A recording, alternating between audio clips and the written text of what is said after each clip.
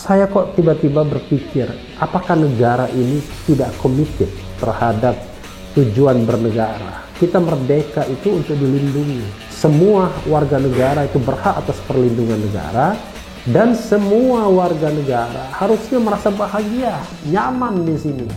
Tidak ada darah yang diteteskan oleh aparat keamanan atas nama ambisi, atas nama apapun, motif-motif politik, ekonomi, atau motif-motif lainnya.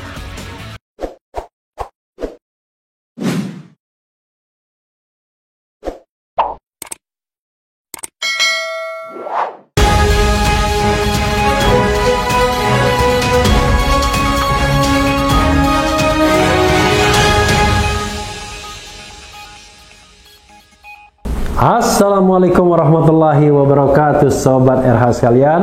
Jumpa lagi kita di channel yang keren ini, Keren Cadas. Masih dalam breaking news soal Habib Rizik, soal penembakan 6 Laskar Front Pembela Islam FPI oleh aparat keamanan. Dan kali ini beritanya berita yang ringan-ringan saja, tapi juga penting ya bagi kita semua. Ini sebagaimana dimuat lagi-lagi Glora News ya, dapat WA peringatan karena bela HRS, UAS saya paling pantang ditakut-takuti. Jadi WA itu WhatsApp ya, HRS itu Habib Rizik Syihab, dan UAS itu adalah Ustadz Abdul Somad. Kita bacakan ya, glora.co. Ustadz Abdul Somad UAS terang-terangan membela Imam Besar Front Pembela Islam FPI Habib Rizik Syihab. Dia mengaku tidak takut meski sudah ada pesan WhatsApp yang mengingatkannya jangan berpihak. Kemarin saya dapat WA, isinya mengingatkan beberapa ustadz sudah masuk tahanan. Luar biasa ya.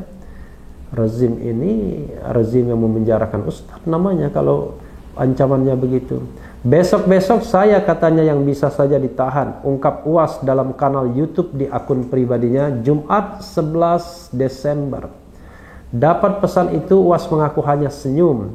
Ditegaskannya, dia tidak pernah takut dengan ancaman siapapun. Dia hanya takut kepada Allah ya. Saya paling pantang ditakut-takuti, ujarnya. Dia kemudian menceritakan saat Pilpres 2019. Saat itu dia ditakut-takuti jangan berpihak. UAS mengaku tidak kenal Prabowo Subianto yang saat itu jadi capres berpasangan dengan Sandiaga Uno. Dia melanjutkan, ketika itu dia diancam bila berpihak akan dibuka semua aib-aibnya. Rumah UAS difoto dari atas pakai drone.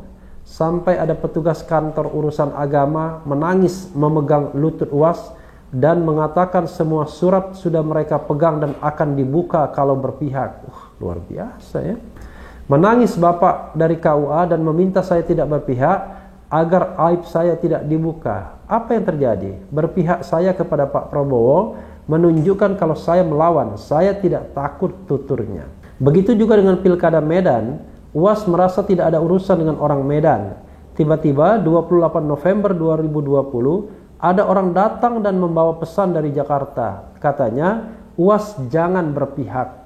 Karena merasa diancam, UAS langsung kontak Ahyar Nasution dan bilang tidak bisa ke Medan karena diikuti orang. UAS malah mengajak Ahyar serta timnya ke Bukit Tinggi dan akan dibuatkan video dukungan. Saya tidak ada urusan dengan pilkada menang atau kalah. Saya tidak takut, saya paling pantang dengan ancaman, belum kenal dengan Abdul Somad katanya. Abdul Somad ya.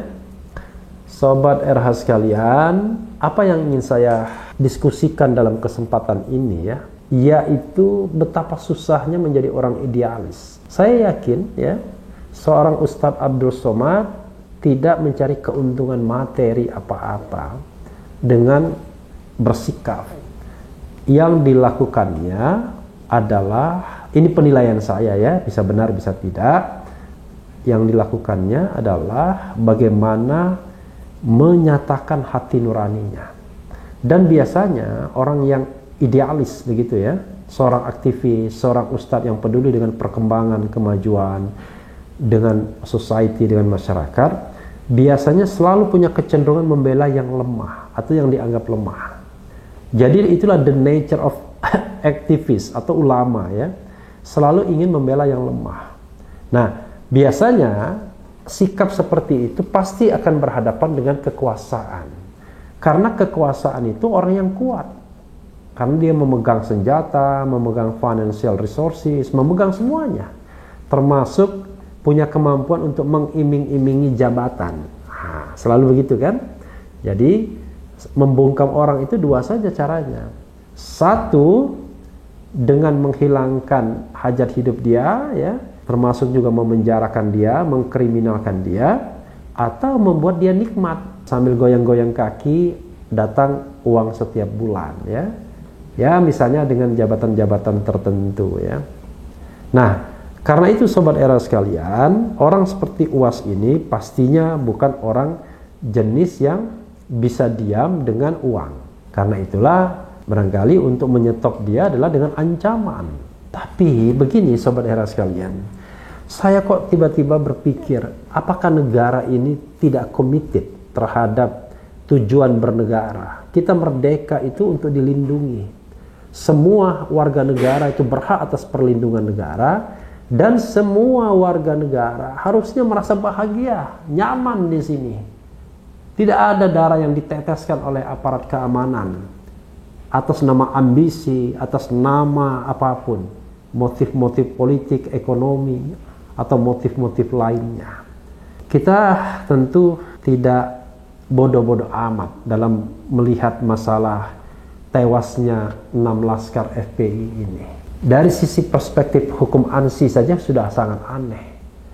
Bagaimana mungkin kasus kerumunan massa, ya, ini kritik PKS juga, lalu calon tersangkanya sampai dibuntuti. Padahal saat dibuntuti itu, yang bersangkutan kan belum tersangka juga sebenarnya. Dan kasusnya ya tidak berat-berat amat juga. Jadi buat apa misalnya ada ancaman untuk menangkap dan lain sebagainya. Dikhawatirkan nanti yang bersangkutan akan melakukan tindak pidana lain, ya tangkap saja kalau melakukan tindak pidana itu. Tapi kan sepanjang masalahnya adalah hanya masalah kerumunan, rasanya terlalu berlebihan kalau diancam, mau ditangkap, mau ditahan dan lain sebagainya. Seolah-olah penegak hukum tidak berpikir lagi bahwa dia adalah pelindung dan pengayom masyarakat. Apa yang dikatakan Lius Sungkarisma misalnya, tokoh Buddha yang juga Tionghoa, dia mengatakan, sebenarnya siapa sih yang dirugikan dengan kehadiran Habib Rizik tersebut? Ya orang-orang yang barangkali justru pelanggar hukum. Misalnya kalau dia membuka kafe, dia menjual minuman beralkohol, tetapi dengan cara yang ilegal misalnya begitu. Tapi kalau menurut cerita misalnya yang disampaikan oleh Munarman, sweeping yang mereka lakukan itu juga setelah ada pemberitahuan kepada penegak hukum. Malah kadang-kadang penegak hukum sendiri yang ya sedikit banyak memfeeding informasi-informasi mengenai tempat-tempat yang melanggar hukum tersebut. Ya banyak kepentingan Sobat Era sekalian, makanya kadang-kadang kasihan juga dengan FPI dikambing hitamkan ya. Tapi kalau FPI melanggar hukum ya memang harus tindak, tapi penindakannya ya proporsional. Saya belum pernah misalnya mendengar bahwa FPI korupsi misalnya, FPI merampok misalnya, FPI membunuh orang misalnya ya. Correct me if I'm wrong ya. FPI menjamret misalnya. Yang ada adalah ya memang melakukan sweeping ya, merusak, itu pernah dilakukan. Tapi sekali lagi kasus-kasus seperti itu harus diungkap secara komprehensif. Jangan-jangan malah memang sengaja dipancing, lalu ada orang yang memetik keuntungan. Ini yang kita harus pahami ya, Sobat Era sekalian. Saya kok kalau orang itu masih mengaji ya, orang itu masih sholat, saya masih percaya ya. Ini bukan pendekatan hukum, tapi pendekatan meta yuridis sudah. Tapi intinya adalah ya mereka yang menjalankan perintah agamanya, mereka mempraktikkan Pancasila. yaitu sila pertama. Jadi sangat aneh sekali kalau misalnya orang mengatakan Pancasila itu seolah-olah hanya toleransi. Tidak. Pancasila itu satu kesatuan, ya. Tidak hanya soal toleransi saja, menjalankan agamanya, tahu soal sisi kemanusiaan orang dan lain sebagainya dan lain sebagainya. Dan yang mengancam UAS pasti tidak Pancasilais. Karena kenapa? Mengancam warga negara yang menyatakan pikiran dan hati nuraninya. Sobat daerah sekalian, hati nurani kita bagaimanapun kadang-kadang terusik dengan ketidakadilan ini. Bukan soal benci atau tidak. Insya Allah tidak benci, ya. Tidak dilandasi keinginan misalnya untuk mendiskreditkan orang-orang tertentu, tapi lebih pada bagaimana mengungkap persoalan sebaik-baiknya, dan jangan sampai kemudian kasus ini berlalu begitu saja, tertimbun begitu saja, lalu digeser fokusnya kepada tersangka kerumunan massa dalam masa COVID-19. Dan itu pun masih ada perdebatan. Apakah kita menyelenggarakan kekarantinaan kesehatan atau karantina? Ada yang mengatakan kan ini PSBB transisi, dasarnya adalah pergub, peraturan gubernur. Ya, kalau dasarnya peraturan gubernur, ya berarti sanksinya administratif saja, dan itu sudah dilakukan. Kenapa kemudian dibawa ke ranah pidana? Oh, rupanya ada tambahan juga, pasal 160 KUHP yang berupa penghasutan dengan ancaman hukuman 6 tahun, sehingga punya legitimasi untuk menahan dan menangkap dan menahan. Saya hanya mengelus dada, apakah begitu ya cara kita menegakkan hukum? Tapi ya sudahlah, kita serahkan semuanya pada proses yang baik, tapi jangan lupa, proses yang baik harus di tangan aparat yang baik pula. Di tangan aparat yang adil, yang mau menegakkan hukum, tapi bukan sekedar menghukum. Sahabat daerah sekalian, kembali kepada ancaman kepada Ustadz Abdul Somad. Kalau saya bercerita, sesungguhnya ya pada hari tanggal 7 Desember tersebut banyak pihak yang menerima telepon tiba-tiba. Apa istilahnya ya? Yang jelas depannya satu. Beberapa orang saya konfirmasi, oh terima telepon itu juga rupanya. Apakah itu bentuk teror juga? Allahu a'lam. Tapi intinya adalah kita berdoa semua bahwa negara ini tetaplah negara demokratis. Orang tidak dihukum, tidak dihilangkan nyawanya karena hanya berbeda pendapat dengan penguasa yang sedang berkuasa. Dan tidak cepat-cepat dikatakan bahwa suara yang berbeda dari suara penguasa adalah penghasutan. Karena kalau begitu caranya, kita lihat misalnya banyak sekali orang yang menghina Habib Rizik itu, bahkan dengan kata-kata umpatan yang luar biasa. Ya, nama-nama binatang yang sering kita gunakan untuk mengumpat misalnya.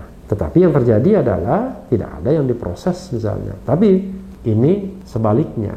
Ketika misalnya Habib Rizik menyampaikan kritik kepada penguasa dengan kata-kata yang keras, ya konsekuensinya diproses. Jadi hukum itu harus adil, sobat era sekalian, harus berlaku prinsip equality before the law, dan juga yang paling penting adalah polisi, penegak hukum harus kembali pada jati dirinya sebagai pelindung dan pengayom masyarakat, bukan sebagai centeng kekuasaan atau centeng penguasa. Jadi jangan biarkan konstelasi politik, konstelasi misalnya perebutan jabatan Polri, geng-geng di dalam aparat penegak hukum menjadikan penegakan hukum menjadi timpang dan melanggar prinsip equality before the law. Mudah-mudahan semuanya baik, sobat era sekalian. Negara ini maju terus untuk betul-betul mewujudkan janji kemerdekaan. Yang penting tetap di channel ini, karena di channel ini Anda akan dirayu, ditipu, dibaperin, dicecar, diuber pula di jalur khusus. Karena channel ini adalah channel yang mengancam, memeras dan membenci. Jangan lupa subscribe, like, comment, and share. Cheers.